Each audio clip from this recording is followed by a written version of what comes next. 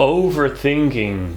You wake up and instead of being refreshed and ready for a new day, your mind starts racing. You start wondering, how am I going to finish this project on time? What am I going to give my friend for his birthday? What will they think of me if I give them the wrong gift? And your mind keeps racing around, and that's because the mind hates unanswered questions. And you try to escape this heaviness of life, but when you are commuting, when you are having breakfast, when you are talking with friends, these thought loops keep popping up in your mind and it's just making you feel anxious. And you start wondering whether other people have these thoughts at all, or whether you are the only one who's just overthinking so much. And I've been there before, and I am there still sometimes, but I've come to realize a few things that can really help and just make your daily life a bit lighter. So the first thing that you have to become aware of is that your thoughts are thought loops. 95% of them are just echoes of themselves. It's like an old record player that has been stuck in one groove, just repeating the same sounds over and over again. But instead of looking at your brain as being from you and identifying with your thoughts, look at it as a separate organism that has a life of its own. It is just creating thoughts as a byproduct, like your lungs are creating CO2, your kidneys are creating urine, and your brain just happens to make thoughts. And for as long as you are alive, you will just have these thoughts. But why do these thoughts keep on looping around in your mind? It's because you have the wrong assumption that more thoughts will lead to more problems being solved. But look at your life. Out of these 16 hours a day in which you are thinking, how often do you actually solve a problem? If you keep thinking the same thoughts, you will keep getting the same unresolved questions. And the way to solve these problems is to have high quality ideas. But what if I told you that overthinking is one of the least effective ways to create high quality thoughts? And what are high quality thoughts? High quality thoughts are basically thoughts that are solving painful problems. And that is also the core of any business. It is what the Germans call the Aha-Erlebnis, or as this naked running philosopher screamed out Eureka when he figured out how to calculate the density of a golden crown. And in a few moments I'm going to talk about how to create higher quality thoughts. But first let's look back at something I've said before, which is that your thoughts are second order consequences. Now, what does that mean?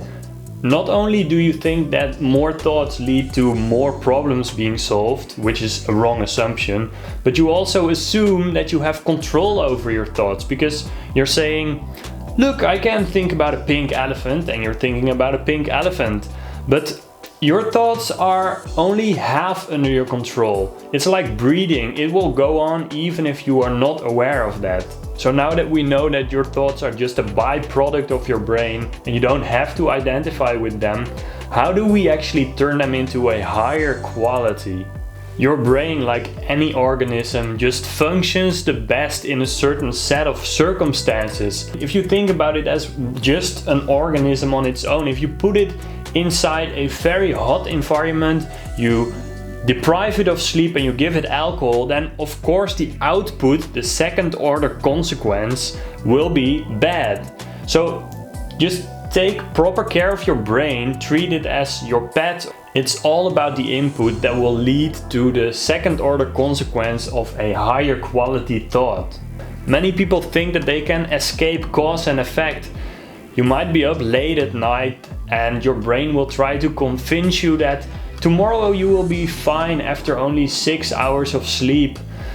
But this is inherently flawed because you are up late at night. This is the input, which creates a low quality output, meaning the thought of saying, oh yeah, I will be fine tomorrow. So being up late at night, already having worked the whole day, is the perfect low quality input for a low quality output, and this will just create a downward spiral. And I'm a big fan of this anti-fragility approach where you can grow from stress, but your brain, like any other organism or organ, has a sweet spot in which it functions most optimally, so really try to get into that sweet spot. And this will be different for everyone, but I'm going to share a few things that can help you create higher quality thoughts, but also later I will tell you why only having these high quality thoughts in itself is not enough. So meditation is a really great way to have higher quality thoughts, but you will agree with me that it just takes up a lot of time, and there are definitely more effective and efficient ways of creating higher quality thoughts, which I will share in a minute. So maybe you know these moments where you're trying to get stuff done, but you are kind of stuck and you're clicking from left to right, scrolling all over the place, and you're not getting anything done, which is very common when people feel overwhelmed. Maybe you've had too much coffee or the challenge is too high, but you're too deep locked into this focus mode. So it's really important to become aware of this and just take 5 or 10 minute break from your work, maybe walk or meditate, because you're just gonna have to trust that your subconscious mind will figure out some of the things you're working on so that you can get out of this unproductive zombie mode where you're not getting anything done anyway. And you might be saying, yeah, but it takes me another 10 minutes and I can get something done. Well, it's better to take a 10-minute break than just to be stuck in this unproductive zombie mode for another hour. And again, notice how your brain is functioning better as a second order consequence of walking or meditating, and you are not directly making your mind clear by something that you are actively doing, but it's by a second order consequence. You are not directly changing your thoughts, you are doing it through something. That is the key idea of this video. So now you come back to your desk and your mind is a bit clearer, but the painful problem is still there. So now it's time to get out a notepad or get your note app and ask yourself, what is the desired result that you're working towards? And you can work backwards from there. So you're going to ask yourself, what do you want? And you're going to write or journal about that. And the good thing about journaling compared to overthinking is that you will not be writing the same thoughts over and over again. And because of this, a new space for new thoughts will emerge. In my opinion, journaling is the most effective way to solve problems. And even if you arrive at a solution that doesn't feel perfect yet, that's fine, because the important last step is that done is better than perfect. You want to look at the world as one big sandbox. Especially if you're having a hard time starting, you want to take it lightly. You don't want to think, now it's time for massive action, because this is going to create anxiety and tension. Realize that everything is an experiment and become curious about what will happen between your thoughts and the desired result. Things are always created twice, once in your thoughts and once in real life. And in between these two spaces there's a massive empty unknown space, and this can create anxiety and stress because it's the unknown, and you might be thinking that this space is overwhelming and it's the big unknown that creates some tension. But try to look at this empty space as something playful, as something curious. It gives you room to explore. This is where the real learning happens. This is where all these loosely floating bits of information are connected to each other through experience and turned into information. And this happens through trial and error and making mistakes, because everyone is making mistakes and that's how we learn, and that's totally okay. So now that you've calmed down your mind by taking a bit of distance from your work, by creating a solution to your problem, by structurally going through them, by journaling, and also seeing the world as your sandbox and going into it with a curious and open mind, you finally come and solve your problems, and your mind will definitely have less thought loops and you will feel more peaceful.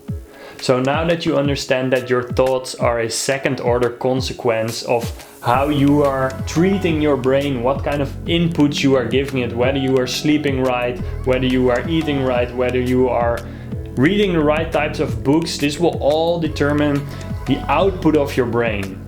So you are not directly influencing this output, but you can set up the right environment for this organism called your brain to produce the highest quality of thoughts and to solve the painful problems so that these thought loops will stop playing around in your mind. The goal of this channel is to help you find focus.